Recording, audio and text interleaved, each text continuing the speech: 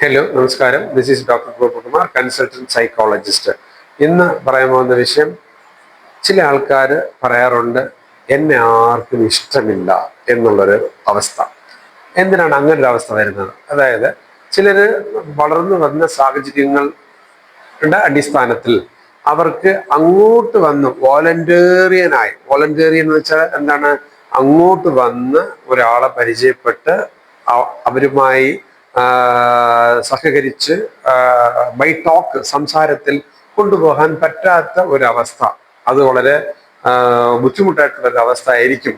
കാരണം നമ്മളൊരു എൻവയൺമെന്റിൽ ജീവിക്കുമ്പോൾ തീർച്ചയായിട്ടും കുറച്ചൊക്കെ നമ്മൾ ഡ്രമാറ്റിക് ആയിട്ട്, അതായത് കുറച്ചൊക്കെ നമ്മുടെ ഒരു നമ്മളിൽ തന്നെ ഒരു ഹാപ്പിനെസ് നമ്മൾ ഫോം ചെയ്ത് ആ എൻവയൺമെന്റ് അല്ലെങ്കിൽ നമ്മൾ നിൽക്കുന്ന സാഹചര്യം ഒന്ന് സന്തോഷം കണ്ടെത്തുന്ന രീതിയിൽ ആയാൽ നിങ്ങൾ നല്ല വ്യക്തിയാകും.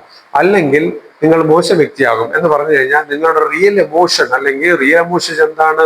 നമ്മുടെ ലൈഫിൽ പലപ്പോഴും റിയൽ എമോഷൻ വരാറുണ്ടല്ലോ. അതായത് ഇപ്പൊ നമ്മളെ വീട്ടിൽ ഒരാൾ വരുന്നു, അല്ലെങ്കിൽ നമ്മളൊരു ഷോപ്പിൽ പോകുന്നു, അവിടെ നമുക്ക് താല്പര്യം ഇല്ലാത്ത കാര്യങ്ങൾ നടക്കുന്നു, നമ്മൾ അങ്ങനെ മുഖം വീർപ്പിച്ചു വെച്ചിരിക്കുന്ന ഒരവസ്ഥ. വീട്ടിൽ വരുന്ന ഒരാളിൻ്റെ അടുത്ത് ചിലപ്പോൾ നമ്മൾ കാണിക്കാം, റിയൽ അതാണ്.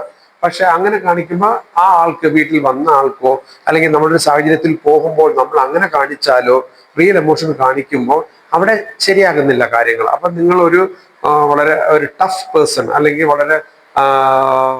പിന്നെ വളരെ സീരിയസ് ആയ മനുഷ്യൻ എന്നുള്ള രീതിയിൽ ചിലപ്പോൾ തള്ളപ്പെടാം. അങ്ങനെ അല്ലാതെ നിങ്ങൾ ഇങ്ങനൊന്ന് ചെയ്ത് നോക്കൂ. ഇൻ കേസ് അയാളെ നമുക്ക് വലിയ താല്പര്യം ഇല്ലെങ്കിലും, എന്താ ചേട്ടാ എപ്പോഴാ വന്ന്, എന്താണ് ഏതാണ്, അങ്ങനെ ഒരു പ്രപ്പോസൽ ഇട്ട്, ഒരു ആറ്റിറ്റ്യൂഡ് ഇട്ട് കാണിക്കുവാണെങ്കിൽ കുഴപ്പമില്ല എന്നൊരു സർട്ടിഫിക്കേഷനിലോട്ട് പോകും.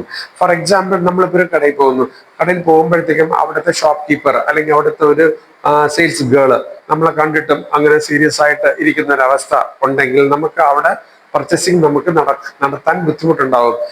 അതുകൊണ്ടാണ് അവർക്ക് ട്രെയിനിങ് കൊടുത്തിട്ടുണ്ട്. വരണം, ഇരിക്കണം സാറിന് എന്താ വേണ്ടത്, ഇത് മതിയോ അത് മതിയോ, അങ്ങനെയാണോ ഇങ്ങനെയാണോ എന്ന് നമ്മളോട്. ആക്ച്വലി പരിചയമില്ലാത്ത വ്യക്തിയാണ് ആ ഷോപ്പ് കീപ്പർ, അല്ലെങ്കിൽ ആ ഷോപ്പിൽ നിൽക്കുന്ന ആ ഒരു സെയിൽസ് ഗേള്. അവർ നമ്മളടുത്ത് പരിചയമുള്ളത് പോലെ നമ്മുടെ ആവശ്യങ്ങൾ മനസ്സിലാക്കി നമുക്ക് എന്താണ് വേണ്ടതോ അതനുസരിച്ച് നമുക്ക് പുട്ട് ഫോർത്ത്, അല്ലെങ്കിൽ നമുക്ക് പ്രസന്റ് ചെയ്ത് കഴിഞ്ഞാൽ നമ്മൾ എന്ത് ചെയ്യും? അവിടെ നമ്മളും സന്തോഷവാനാകും, നമുക്കും പർച്ചേസ് ചെയ്യാൻ നല്ലൊരു ഹാപ്പിനെസ് ഉണ്ടാകും. അപ്പോൾ അങ്ങനെ കാര്യങ്ങൾ നടക്കും. അപ്പൊ ഇതിനെയാണ് ഒരു ഡ്രമാറ്റിക് ആയിട്ടുള്ളൊരു എമോഷൻ എന്ന് പറയുന്നത്. അങ്ങനെ ചെയ്താൽ വളരെ നന്നായിരിക്കും. Thank you very much.